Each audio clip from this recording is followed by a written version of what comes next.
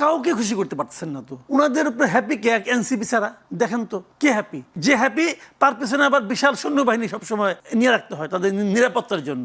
কেন আপনি বলেন? এনসিপি এত বড় দল, তার জন্য নিরাপত্তার দরকার হয় কেন? তার জন্য তো জনগণই নিরাপত্তা হইতে পারে, হইতে পারে না। তারা ডরায় তাদেরকে আওয়ামী লীগ পিটাবে, ছাত্রলীগ পিটাবে, এটাতে ভয় পায়। এই জন্য তো দিচ্ছে নিরাপত্তাটা।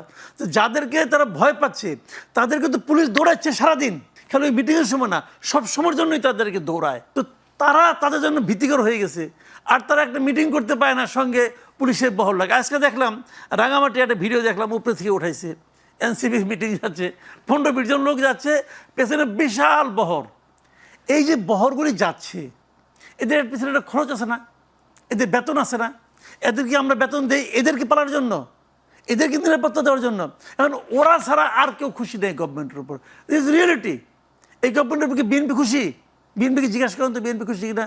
কোনো পলিটিক্যাল পার্টি প্রতিদিন সকালবেলা পলিটিক্যাল পার্টির নেতারা একটা খোয়ারের মধ্যে ঢুকতেছে, ঢুকে নিয়ে চা বিস্কুট খায় আর কি আলাপ সালাপ করে বাইরে আসে। বাইরে এসে করে আমি অর্ধেক খুশি, কেউ কেউ আংশিক খুশি, কেউ কেউ একদমই খুশি না, এগুলি বলে। তারা সংস্কার করতেছে, এগুলো আলটিমেটলি টিকবে?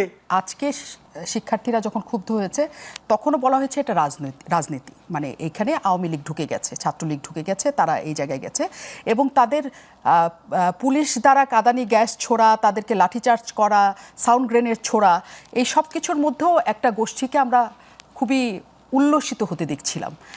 এর মাধ্যমে কি আসলে আমাদের এই সংকট সমাধান হয়, নাকি ক্ষোভ দমন হয়, নাকি আসলে কি হয়? এই যে পাল্টা একটা ট্যাগ লাগিয়ে দেওয়া না, সংকটটা আরো জটিল হয়। শেখ হাসিনার যখন সরকার ছিল তখন যখন এই ধরনের আন্দোলন হতো, শেখ হাসিনা কিন্তু ঢালাও বলতো জামাত শিবির করছে, বিএনপি ঢুকে গেছে, এবং এমনভাবে তারা বলতো যে এরা ঢুকার পরও অস্বীকার করতো না, আমরা ঢুকি নাই। আপনার নিশ্চয়ই খেয়াল আছে যে আপনার গত বছরের জুলাই যে আন্দোলনটা, সেখানে তো জামাত শিবির ছিল, সেখানে তো বিএনপির ছাত্রদল ছিল, সবাই ছিল, কিন্তু বিএনপি কিন্তু অফিসিয়ালি বলছে আমরা এর মধ্যে নাই, আমরা সমর্থন আছে কিন্তু আমাদের ছাত্রদল নাই।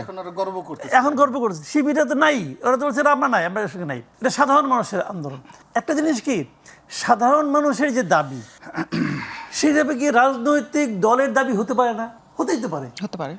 আমি একটা জিনিস বলছি যে জিনিসপত্রের দাম বেড়েছে, এটা যদি আমি বলি, এই কথাটা যদি জামাতও বলে, এই কথাটা যদি আওয়ামী লীগ যাকে আপনি কর্মকাণ্ড নিষিদ্ধ করছেন সেই লোকও যদি বলে, তাতে কি বাস্তবতার কোনো চেঞ্জ হয়? চেঞ্জ হতে হয় না। এখন মনে করেন আমি বললাম, ছাত্রলীগের একজন লিডার বললো, অথবা আমি ছাত্রলীগ হয়ে গেলাম, বলবে তো যে ছাত্রলীগের ভাষায় আমি কথা বলছি। তো এই যে অতি সরলীকৃত ব্যাপার স্যাপারগুলো, এগুলো না, এগুলো আসলে হলো লেম এক্সকিউজ।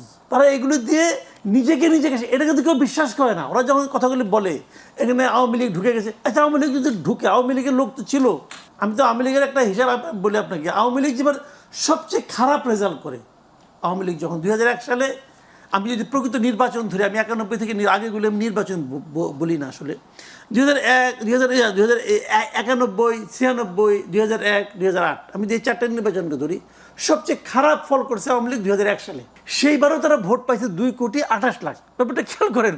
তো যখন তারা খুব খারাপ করে তখনও তারা 2,28,00,000 ভোট পায়। তো এই লোকগুলি কই? এই লোকগুলি কর্পোরেট তৈরি, যে উড়ে গেছে।